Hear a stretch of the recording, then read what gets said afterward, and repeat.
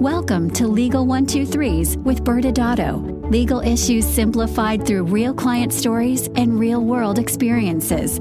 Creating simplicity in 3, 2, 1. Welcome back to Legal 123s with ByrdAdatto. I'm your host, ByrdAdatto, with my co-host, Michael Byrd. Now, audience members, we have a special episode. We're bringing back an oldie but a greatie from our dumpster fire season when we talk about a preventable death to your practice. You should listen to this one, especially if you're in our corporate practice and medicine state. Well, welcome back to another episode of Legal 123s with ByrdAdatto. I'm your host, ByrdAdatto, with my co-host, Michael Byrd. Thanks, Brad. As a business and healthcare firm, we meet a lot of interesting people and learn their amazing stories. In today's episode, we are without guest today, Brad. This is true. It's just going to be you and me. Poor people. We're going to talk about one of my favorite stories where a compliance risk became real. And by real, I mean a dumpster fire. You use the word risk. Let's talk about that. I know that you and we use this term every day when we're talking to our clients about business and compliance. It's a pretty boring word that conjures up images of Charlie Brown's parents or teachers doing the wah, wah, wah, wah, wah, wah, wah, wah.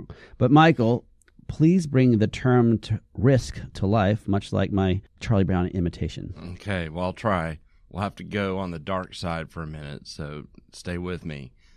I looked up statistics on the lifetime odds of death by certain causes. So as an easy example, the odds of dying by cancer is 1 in 7. Okay, first, that is the dark side. But I'm interested, since I survived Hurricane Katrina, although my house and property did not, what are the odds of dying by a hurricane? So the odds of dying by a cataclysmic storm are 1 in 54,699. Pretty low risk, though I'm sure much higher if you live in New Orleans. Here's one that caught my eye today for today's story about business risk. Do you know the odds of dying by, quote, all preventable causes of death? All right, the lawyer in me is having so many follow-up questions about the term preventable means, but I think that will get us off track for today's episode. I do not know the answer. What are the odds of dying by, quote, all preventable causes of death? 1 in 25. This, and of course, let me just, as a lawyer, pause. This is according to the great statistics found on Google. Oh, good. But this helps us in how we think about business and compliance risk. If you don't want to be at risk of dying by a cataclysmic storm, you can move out of a hurricane's path to help your odds. Or if you want to improve your odds of not dying by preventable causes of death, you could exercise and be well and diet and all the things that none of us do. I'm sure that our life insurance friends are loving our conversation so far. Michael, getting us back to our theme for this season is the legal 123s with ByrdAdatto is dumpster fires. And for those not familiar with the term dumpster fire, it basically means a completely mismanaged situation which results in disaster. The story today is fascinating because this particular physician tried to make many of the right steps to manage his compliance risk. Unfortunately for the physician, when you first met him, it was in the middle of a dumpster fire and he needed help getting out of it. And Michael, you love context, so please start us off as to what happened. So I received a call from a physician in North Carolina. He's an OBGYN with a typical private practice. A few years back, he decided that he would like to find a new flow of funds from his typical commercial payers, aside from his typical commercial payers. As such, he had received training on several non-invasive aesthetic treatments and was interested in developing this area of his practice. And he was going to do this in addition to his ongoing OBGYN practice. Makes sense. Make some more money. Got it. So he started to provide these non-invasive aesthetic treatments, which led to an opportunity to become a medical director of a med spa in the community. Okay, Michael, we just had our first vocabulary word of the day. You said med spa. What is a med spa? Med spa is short for the word medical spa. It's really just a branding term. Typically, in a med spa, you see non-invasive medical treatments like injectables, Botox, filler, etc., or lasers that are used for elective aesthetic procedures. But to be clear, Brad, it is a facility where medical services are rendered, no matter what name you put on it. What if I call it non-invasive? It's medical, Brad. But it's non-invasive. Yes. I feel like you're echoing some things we've heard over the years. Okay, thanks for the clarification. Let's get back to our story. And, a little more context. What struck me about this story when we were talking about, getting ready to do this podcast is, if you really think of it from the outside world, that the doctor appeared to have done everything right. In fact, I was talking to my daughter about it, and she goes, well, he sounds like he did everything right. He went out and he found a lawyer, and that lawyer helped negotiate it. And, he was active working over the supervision and delegation of the patients. So he got in trouble for a law he wasn't familiar. That's her exact statement this morning when I was talking to her about it. Well, I'm not going to go down the rabbit hole of the Brad training his 12-year-old to become a lawyer already. I have images of Todd Marinovich, the football player who was trained to be left-handed by his father. That's right. So, yes, the doctor actually spent a day on site and actually participated in the treatment of the patients. When we talk about healthcare compliance risk in this setting, the top risk ties to patient care. Okay, let's pause again. Let's talk about patient care, in particular the chain of care or coordination of care briefly, so you can bring life to, again, this high-risk scenario. So the chain of care starts with formalizing the physician-patient relationship, and it runs all the way through completing the treatments provided to the patient. A patient has to be diagnosed, has to receive a treatment plan from a physician assistant, or a nurse practitioner, and then the treatments can be delegated as long as proper delegation and supervision protocols are followed in that particular state. And the physician in the story did all of those things, Michael. So if the physician handled the chain of care appropriately and hired an attorney to review the medical director agreement, how did the physician end up in a dumpster fire? The spark, see what I did there? Yeah, it's pretty dumpster good. Fire? Yeah. That started the fire started with an unhappy patient. Shocker. Oh, yeah. So for our audience, quick insider's guide here. When problems arise in a medical practice, it typically starts with a patient, an ex or current employee, or a competitor. But you said chain of care was handled correctly. How did the problem start with this patient? Innocently enough, a patient needed to cancel an appointment at the last minute, and the medical spa had a policy where it did not return the deposit for last-minute cancellations. The patient was not happy. No? Yeah. Oh, okay. And by not happy, I mean went ballistic, and in addition to going online, decided to turn the medical spa into the North Carolina Medical Board. Okay, another insider right there for you, for our audience to understand. When patients are angry, they have their three go-to moves that they love to pull to when it doesn't de-escalate the way they want it to go. So number one is they go online, as you said, and post a negative review. Number two, they might turn the practice or the medical provider into the medical board or nursing board. Or number three, they might file a lawsuit. And unfortunately, each has its own unique ripple effect. Yes. And in this case, the medical board took an interest when they looked up the medical spa and saw that it was owned by non-physicians in a limited liability company. North Carolina is a strong corporate practice of medicine state. So we got to the most important vocabulary word of the day, corporate practice of medicine. Maybe we're starting to sound like the Charlie Brown, wah, wah, wah, wah. Well, let's explore the risks with the corporate practice of medicine a little bit later. But, for those who want to understand what the term means, it's really a state law which restricts who can own a business that is providing medical service. But we'll get in more details later. Yeah, and for those few who've stuck with us from the very beginning, yes, and you may remember. And thank you. Yes, CPOM is also Brad's rapper name. The board saw that this is a medical spa providing medical services, and the board charged the medical spa with the unauthorized practice of medicine. That doesn't sound good. No, it sounds bad. Well, here, take this on. The board also charged the physician with aiding and abetting in the unauthorized practice of medicine. Yeah, aiding and abetting just in general sounds bad, like aiding and abetting, bad thing. And so unauthorized practice of medicine sounds bad. And, we have seen this before in many states, and it's no patient injury is involved, and the consequences typically in something like this seems to be minimal. In this case, the North Carolina board decided to make an example out of this doc. A battle ensued. The doctor had coverage under his malpractice policy to defend board enforcement actions. An attorney was hired by the insurance company to defend the doctor. The long battle ended with a disciplinary record for the doctor. The sanction was reported to the National Practitioner Data Bank. Whoa, we got a third vocabulary word already? So again, the National Practitioner Data Bank, for those not familiar with it, Congress created this clearinghouse, for lack of a better term, where medical malpractice payments and adverse actions on healthcare professionals are kept. Now, the concept here is that it was going to help prevent practitioners from moving from state to state without disclosing, or you, the employer, discovering these previous damages that have been performed in some capacity. And the concept, of course, is that we're helping protect the healthcare quality and protecting the public.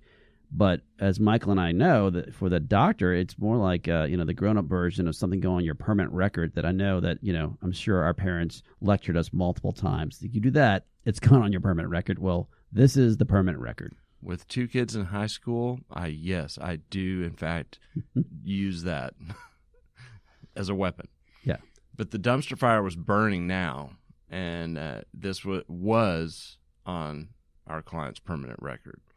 The first ripple effect of this already bad outcome was to his OBGYN practice, which, as a reminder, has nothing to do with the med spa. The health insurance companies he contracted with to service his OBGYN patients saw the report to the data bank and started canceling his contracts. Gosh. The second ripple effect is that it was reported to all the hospitals and other facilities where the doctor has privileges. Yeah, and whenever I think about the story, and for our audience to understand, this ripple effect is huge. So let's think about how bad this is. He can no longer bill his inpatient network patients at all. And so if they want to go see this doctor because it's their doctor, they have to be out of network now, and which is for the patients hard because they could be more expensive to the patient.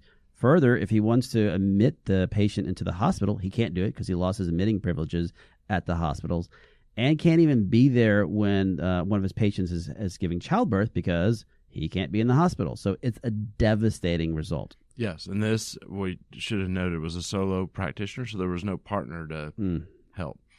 To pour salt in the wounds, this doctor was licensed in another state. Oh, no. And that state got access to his permanent record. And they saw it, and they started a disciplinary action against the doctor for, remember this word, aiding and abetting in the unauthorized practice of medicine. Oh, my gosh. And it was for the exact same circumstance. So this is a dumpster fire. Not only is a doctor being investigated in North Carolina, we got another state that's now opened up an investigation for the same action, basically. And this is not your typical outcome that we see in these cases with this kind of risk and these kind of issues. But I think we need to dive further into this, Michael, so we can understand the corporate practice of medicine and the risks right after this break. Many business owners use legal counsel as a last resort rather than as a proactive tool that can further their success. Why? For most, it's the fear of unknown legal costs. ByrdAdatto's Access Plus program makes it possible for you to get the ongoing legal assistance you need for one predictable monthly fee. That gives you unlimited phone and email access to the legal team, so you can receive feedback on legal concerns as they arise. Access Plus, a smarter, simpler way to access legal services. Find out more. Visit ByrdAdatto.com today. And welcome back to Legal 123s with ByrdAdatto. I'm your host, ByrdAdatto, with my co-host, Michael Byrd. Michael, I always shudder when we tell this story, but our theme this season is dumpster fires, and we have a roaring one on this story. It has massive impact, and yet we haven't really discussed it was actually preventable. So let's talk about the types of risk as a technical violations, because these technical violations typically don't have this impact. Normally it's elsewhere. In particular, patient care tends to be the major focus for most medical and nursing boards. But we just learned that even technical violations can carry risk, and sometimes in this poor client's case, dire consequences. So why don't we help the audience? We promised them that we get to this, so those who are still with us, thank you. But let's explain what is the corporate practice of medicine, and use as best we can as little details so we don't again sound like Charlie Brown. I'll try, and I can't emphasize enough when we talk about technical violation. I mean, we use that term in our speeches at conferences, and we talk about it that way. Like, okay, you're carrying risk if you set it up this way, and if things go bad, it'll get used against you. Usually it's an add-on to an enforcement action for something else that's happened. And what's crazy about this story is it is the primary means and reason for attack by the medical board. Yeah, and it also goes back to, you and I talk about this all the time, is sometimes no one wants to be the test case, and in this particular case, unfortunately, this doc, he was. 1 in 25. Preventable. So back to CPOM, and I'm proud of you for not rapping when you said that last time. As you noted in the beginning, CPOM is a state law which restricts who can own a business that's providing medical service. And so, again, without trying to delve and sound like Charlie Brown, let's just start at the root of how you even know if corporate practice of medicine is relevant to you. And so you always start with looking at the types of services your business provides. If the key question, are they considered medical services? And this can be confusing in a medical spa, because there's often medical and non-medical services that are provided, and many of the services that are in fact considered medical are not intuitive. So we jokingly talked about, you said, but Michael, it's non-invasive. We actually hear that all the time, and people assume that because it's non-invasive, it's non-medical. And we even have board-certified plastic surgeons, dermatologists, and other physicians who are in elective medicine, and not only in elective medicine, they're in aesthetics, who don't think of these as medical because they're not surgical. And so the bottom line is to know that if what you have is considered medical, and if it's a traditional medical spa, you likely have at least something that's medical, then you have to look at the corporate practice of medicine to understand if you're carrying risk. Yeah, so talk about the typical way the corporate practice of medicine laws are set up. So they generally, you'll see it across the country, fall in one of three buckets. Bucket number one is a strict state, like North Carolina, that says only doctors can own a business that provides medical services. And so you can't have non-physicians of any kind, including non-providers in those states. The other states say doctors and non-doctors can own a business together that provides medical services, but there's strings attached, and they vary by state, but sometimes it's limited to just other certain providers, and there's always parameters about how much the doctor has to own and control over medical decisions. And then the final state is states that don't have corporate practice of medicine laws, like Florida. Yeah. So let's kind of bring the story back to where we are. So as you kind of mentioned, North Carolina does have strict laws on ownership of a medical practice. And of course, we're talking about, we said med spa, but that's a medical practice. And only those persons holding active North Carolina licenses may own a medical practice, or med spa in this case. In fact, the North Carolina medical board, they've been pretty active on this, has reiterated this position. They have a minor exemption, but it's not really applicable to this story. But let's circle back. The doctor hired an attorney to help him with his medical director agreement. The doctor had a common, did great care, a provision of care. Was this dumpster fire preventable? Yes. And, we are in a very specialized area with healthcare compliance. And you have a business attorney that looks at a medical director agreement, and I have no doubt that that attorney gave good advice as it relates to, what are your obligations and what are the payment terms and other traditional contract things that you do look at. But there are clues that are in there for a healthcare attorney that would spot the red flag. We call these strobe lights. Yeah, for us they are, yes. So the clues can be found in the medical director agreement. So if you're a doctor in a state that allows only doctors to own a business that practices medicine, you should not sign a contract with a business that's improperly owned. One of the key facts is that here it was a limited liability company was the employer of the doctor and not a professional corporation. And so the strobe light for us would be LLC. Those are not authorized to practice medicine. Those are typically going to be owned by non-doctors, and you would start doing a little digging to figure out, what the setup was. And in fact, in North Carolina, they have kind of an added element that makes corporate practice of medicine even more specific and more strict, in that they say that a non-professional entity, here, the LLC, cannot practice medicine, and they cannot employ or contract with a physician to practice medicine. So on its face, this medical director agreement violated the corporate practice of medicine. Yeah, and then this goes back to what you had said earlier. Is again, we don't know who this lawyer is, so could be the nicest person on earth, but unfortunately, this person did not have the healthcare background to see that blinking strobe light staring him in the face, and did just concentrate on what would be the typical things you look for, but did not think about those compliance perspectives. So we talked about how the problem could have, been detected when the medical director agreement was presented. And here's a question for you, Brad. Would there have been a solution to make this work? The answer is yes. We unfortunately have seen this a lot, where we have these situations where we have non-physicians being a part of that. And there is an arrangement out there called the Management Service Organization Model, or the MSO model. The MSO model has been, it's basically a multi-purpose function in the healthcare compliance world. One of my first jobs out of law school was working as an in-house counsel at an MSO.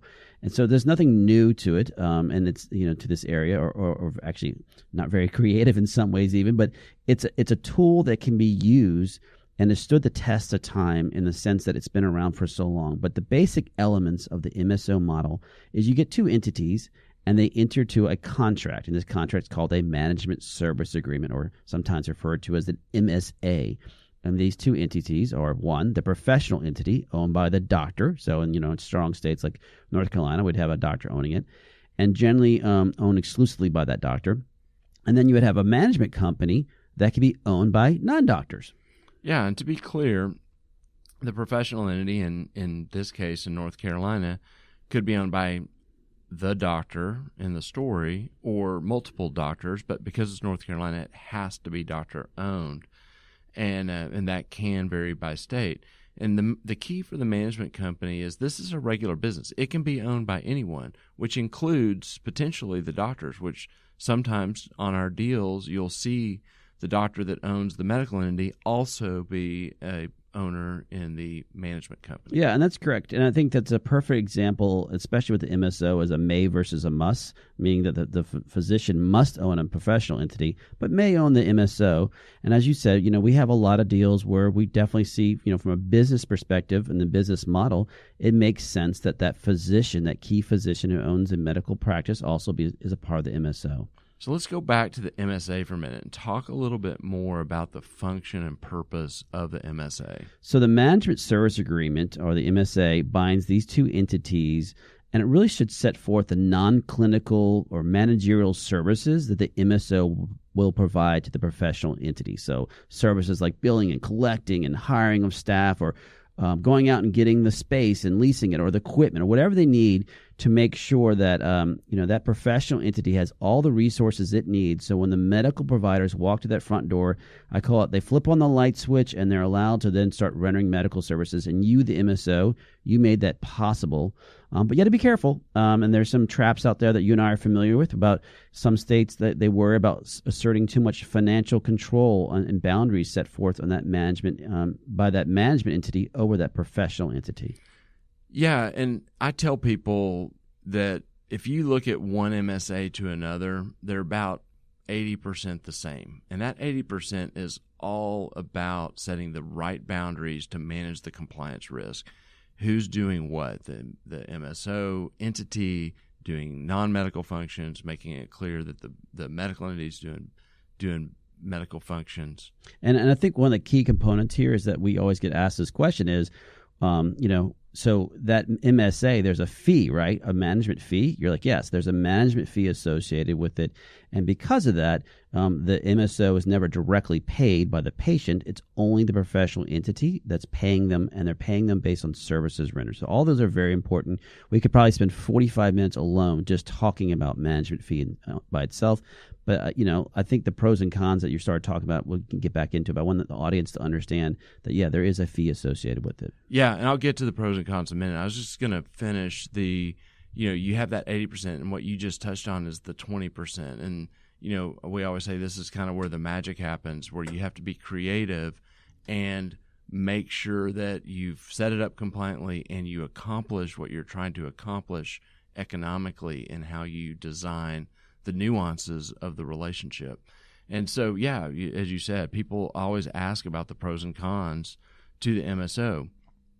And the pros are that this reduces compliance risk significantly. And with the heavy growth of private equity into elective medicine, like medical spas, this model is becoming more and more the norm. And for businesses with a strategy to build and sell their business, they're often best positioned for that future exit with the MSO. The downsides are the investment in cost for setup on the front end and the time, for the operational adjustment to having an additional business entity involved in the business model. Yeah, so there's definitely some administrative burden that comes with it. You have to make sure you're dealing with the flow and funds correctly. But one of the things we do love about this model, and I've done it enough times, where we have physicians who say, look, I can only sell my practice to another doctor. But if I have an MSO, I can sell that to anyone. And that opens up the opportunities in strong corporate practice of medicine states for other opportunities. But, we've dragged this in the sense of we've had all this great information, but I know our audience that's still with us. Michael, whatever happened? What was the result of all these investigations? The dumpster fire took over a year, but it eventually went out. The client was eventually able to be reinstated with his OBGYN practice with the insurance companies. And so that's a massive hit for a year to be dealing with, non-payment on, the primary focus of his practice. But he did come out from it and is still going. And, his relationship with the medical spa obviously ended long ago. And so that kind of interest in the non-invasive aesthetic treatments went away with this.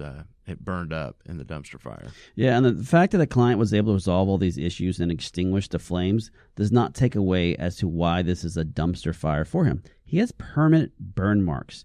As a reminder, he was reported to the National Practitioner Databank, and I can't help but think that this story may closely match the 1 in 25 category that you've said a couple times as a preventable death if he had just talked to someone that actually understood all these moving pieces. So, Michael, any final thoughts as we're wrapping up? Well, people always ask us the question, why is everybody else doing it and getting away with it? And so I'll go back to the 1 in 25. That means 24 out of the 25 are getting away with it. We call this a technical violation. It's preventable. And so, the final thought is, if you're doing it and you're comfortable with that risk, just know this is the extreme end of your downside. And if you have a bad patient outcome or a competitor or an employee or ex-employee that turns you in for something else, the board will add this on, and it will kind of heighten the penalties that you face. Awesome. Please join us next week when we talk about losing containment on February 3rd. Thanks again for joining us today. And remember, if you like this episode, please subscribe, make sure to give us a 5-star rating, and share with your friends. You can also sign up for the ByrdAdatto newsletter by going to our website at ByrdAdatto.com. ByrdAdatto is providing this podcast as a public service. This podcast is for educational purposes only. This podcast does not constitute legal advice, nor does it establish an attorney-client relationship. Reference to any specific product or entity does not constitute an endorsement or recommendation by ByrdAdatto. The views expressed by guests are their own, and their appearance on the program does not imply an endorsement of them or any entity they represent. Please consult with an attorney on your legal issues.